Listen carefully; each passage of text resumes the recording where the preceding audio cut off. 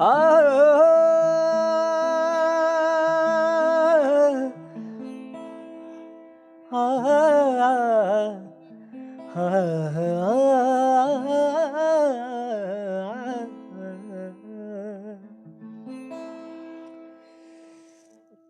भौजी हमसे हंस बोले और बतियावे के परी। भौजी हमसे हंस बोले और बतियावे के परी। दिल देवरो संगे तो के लगावे के परी। दिल देवरो संगे तो के लगावे के परी। हरने गिदे हब नहीं घूंघटा हटावे के परी।